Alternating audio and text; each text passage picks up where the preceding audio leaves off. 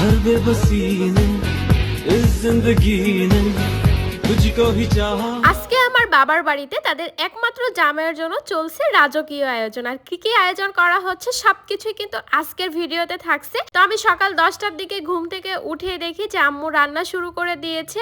আগে সব রান্না কমপ্লিট হয়েছে, গরুর মাংস, খাসির মাংস থেকে শুরু করে হাঁসের মাংস আগের দিন যে রাজহাঁসটা নিয়ে আসা হয়েছিল সেটা রান্না হচ্ছে, রোস্ট হবে, পোলাও হবে, আরো তো অনেক ধরনের ভাজি করেছে, মাছ রান্না করেছে। ওগুলো আম্মু সকালে ঘুম থেকে উঠেই করেছে, কারণ যেহেতু প্রচন্ড পরিমাণে গরম তাই আম্মু চাচ্ছিল যে সকাল সকাল রান্নাটা কমপ্লিট করে রাখবে, তাহলে জামাই সারা দিন মন মতো খেতে পারবে। আর আমিও একটু আম্মুকে কাজে সাহায্য করছিলাম। আসলে আমি যেখানে যাই সেখানেই আমাকে চিকেন রোস্ট রান্না করতে লাগিয়ে দেয়। আমার গরম লাগবে বলে আম্মু আগে থেকে সবকিছু ভেজে রেখেছিল আর আমি জাস্ট একটু ভুনা করে রেখেছি। আর এখন জামাইকে খেতে দেওয়ার পালা। অনেকেই আবার বলতে পারেন যে আপু তোমার বাবার বাসায় কি ডাইনিং টেবিল নাই, তুমি জামাইকে ডাইনিং টেবিলে কেন খেতে দাও না? আসলে টেবিল আছে, কিন্তু আমার জামাই একটু লজ্জা পায়। আর জামাইকে মনে হয় রুমে, একা রুমে খেতে দেওয়াই ভালো, কারণ জামাই মানুষ, শ্বশুর বাড়ির মানুষের সঙ্গে তো তারা কমফোর্টেবল ফিল করবে না। এ কারণে আমিও চাই যে সে যেন তার মন মতো তৃপ্তি করে খেতে পারে, তাই রুমেই তাকে আমি আলাদা করে খেতে দেই। তার জন্য দই মিষ্টি থেকে শুরু করে সবকিছুই এখানে রান্না করা হয়েছিল। তো আমি তাকে বলছিলাম এগুলো কিন্তু তোমার জন্য কিছুই করা হয়নি, আসলে একটু ফাজলাম করছিলাম, সব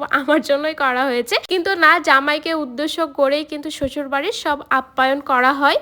আর তার জন্য আমি এখানে খাবার বেড়ে দিচ্ছিলাম, যেহেতু বাইরে আজকে প্রচন্ড পরিমাণে গরম পড়ছে। গরমের ভিতরে আসলে খাবার দাবার বেশি খাওয়াও যায় না। আর আমি মনে হয় শ্বশুর বাড়ি বাবার বাড়ি মিলে খেয়ে যে কত কেজি ওজন বাড়িয়ে ফেলেছি নিজেও জানি না। তবে যাই হোক, যখন গ্রামে যাই তখন তো খাবার খেতেই হবে, না খাইলে কি বাবা মারা ছাড়বে বলুন তো? একটু যদি শুকিয়ে যায় বলে যে খুবই বেশি শুকিয়ে গিয়েছো, কেন খাবার খাচ্ছ না, এটা হয়েছে ওইটা হচ্ছে। মানে খাওয়াতে পারলে মনে হয় মা বাবারা সবচাইতে বেশি খুশি হয়। আর এদিকে জামাইকে দিয়ে খেতে বসিয়ে দিয়েছি। তানসিফ বাবু আবার সবকিছু দেখে বলছে যে মা আমি একা একা খাবো, আমাকে একটু দাও। তো ওকেও দিয়েছি। ও যদিও বা একা একা খেতে পারে না, ওকে খাওয়াই দিতে হয়, আস্তে আস্তে শিখে যাবে। আর আমি চাই যে বাচ্চা একটু নিজে নিজে চেষ্টা করুক। আর ও নানু বাসায় এসে অনেক বেশি অসুস্থ হয়ে পড়েছে। আসলে বাচ্চারা মনে হয় এরকমই হয়, কোথাও যাওয়ার পরে ওয়েদার চেঞ্জ হয়, আর যেহেতু প্রচন্ড পরিমাণে গরম এ কারণে আমার বাচ্চাটারও প্রচন্ড পরিমাণে শরীর খারাপ হয়েছে। আর আমরা মেয়েরা যখন বাবার বাড়িতে যাই তখন কিন্তু মুক্ত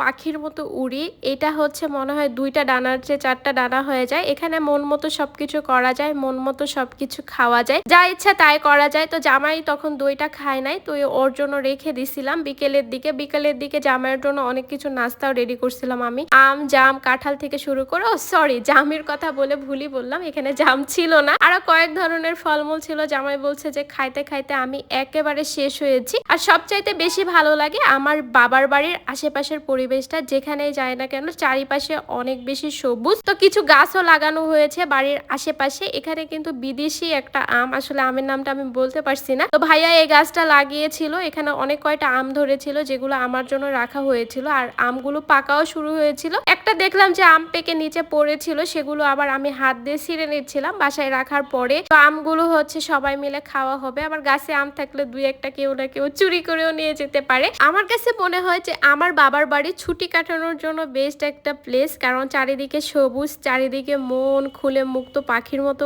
ওড়া যায়। আর প্রত্যেকটা মেয়ে মনে হয় বাবার বাড়িতে গেলে অনেক বেশি খুশি হয়। তো আজকের ভিডিওটি আপনাদের কাছে কেমন লেগেছে অবশ্যই জানাবেন। নেক্সট ভিডিওতে দেখা হবে। আল্লাহ হাফিজ।